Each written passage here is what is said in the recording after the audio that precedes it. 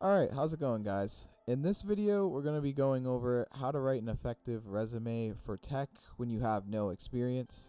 I wanted to make this a really easy video for you guys to follow, so I outlined everything that we're going to be doing with this resume as well. I got this resume template from KevTech on YouTube, so if you guys want to go check him out, I'm going to leave his stuff in the description. You guys can go check out his stuff. He has a bunch of stuff for getting into tech as well, so that would be great as well. But without further ado, let's get right into this one. So right up top is we're going to put our name, and then we're going to put our city where we're from, and then we're going to put our email and then our phone number right here on the right. And you can also embed your LinkedIn, anything else that you have that you want to highlight for employers. Like I put my YouTube because I like to teach on YouTube, and it's a pretty good thing to do. It shows that you know your stuff, and you're just helping others. So up here we have the headline. So what the headline is going to be, it should be the job title that you're going for. So for instance, if you want to get an entry-level position, which most of you guys are, you're going to put either like help desk or technical support, remote desk support if you want to get a remote job, or just troubleshooting in general.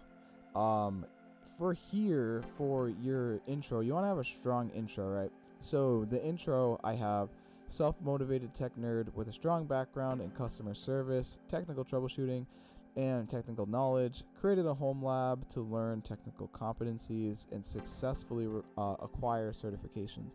So you want to outline most of the stuff you do, or kind of just like in a nutshell. So right, I put home labs because we want to outline that we have experience, not professional experience, but we have experience for what we need to do. I'm going to go over the things that you can do for home labs in a little bit because it's right down here. But here we have the things that we know as well.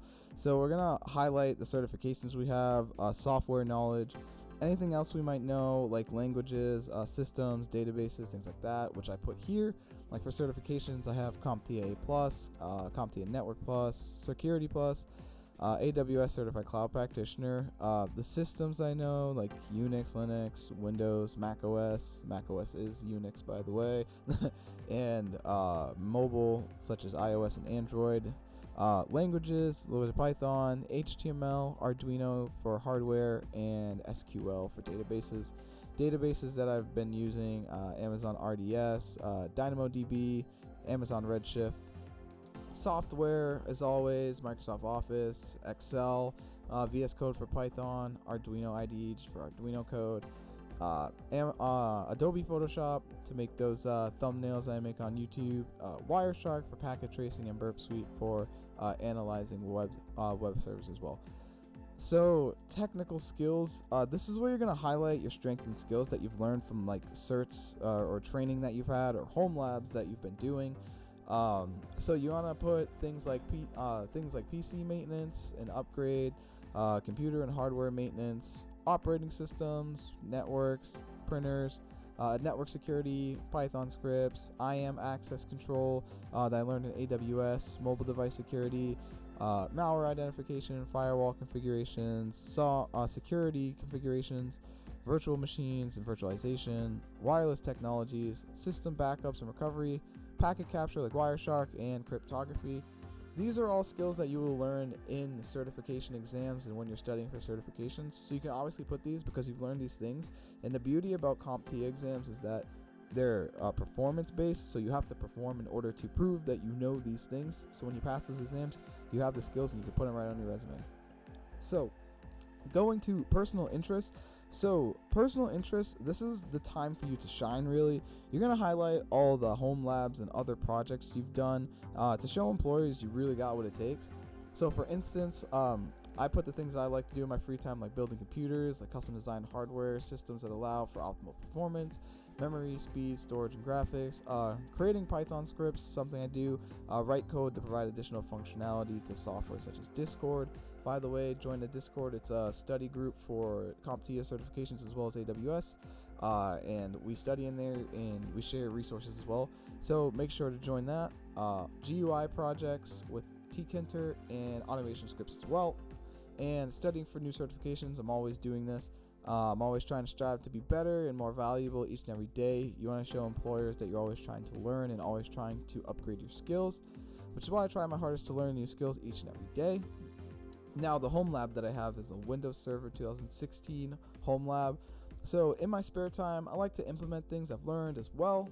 And Windows Server 2016 on my VirtualBox home lab is a great way to do that. So I've created my own domain with multiple users as well as group policies. So you just want to practice and, adding users, adding group policies, adding taking away and giving permissions to users, etc.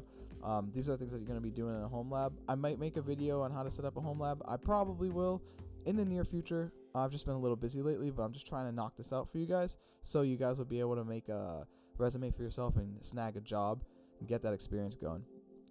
So teaching tech certifications as well. So along with studying for certifications, I also love to teach for CompTIA and AWS certifications on my YouTube channel, which I'm doing right now. I typically do this stuff, but right now I'm doing resume stuff to help you guys out, to help those in need who can't afford resources to study and to stay sharp as well. I believe that you should help others in need when you're in a position to do so, and I do believe that greatly. So professional experiences, this is just going to be any type of work that you've done in the past or in the present right now. If you have customer service experience such as fast food or like working retail, this is great because, especially fast food, because you've been working with people that kind of get angry or they kind of get upset when their order's wrong, and you have to learn to de-escalate these situations without, escalating the situation. So you have experience with helping people solve issues in like a timely manner. And this is something that's great with an entry-level position in IT. Retail as well, because you're helping people as well, and you're also using the POS system, so that's great as well. And just for the last page, you're just going to put where you went to school. So I have the high school that I went to. I didn't go to college, but I'm taking certifications. So this is just basically a tutorial on how you can get an entry-level IT job without a degree. I'm going to make a video on that as well, but this is really just so you can make your resume and get that entry-level position. So if you do implement all these things and you download the template that is in the description, then you'll honestly have a very good chance of getting a job in IT. Just letting you guys know, for the resume builder, you want a good mix of certifications and home lab experience as well. Those two together will give you a really solid foundation and give you a really good chance of getting a job. If you have too much of one or the other, it'll be kind of off. I'd say get your A+, and then after you get your A+, start making home labs and start learning right away. And then after that, you can start applying for jobs with a really good chance of getting an entry-level position. So I hope this video helped you guys out a lot, and I hope you guys learned a bit, and I hope you guys got some value out of it as well. Like I said, the link is in the description for the resume template that I got from KevTech. Don't forget to check out his channel. He's great. He does a lot of home lab stuff as well. He can help you guys out as well. And I will see you guys in the next video. Please make sure to like and subscribe if you like the video. It always helps out. I'll see you guys next time.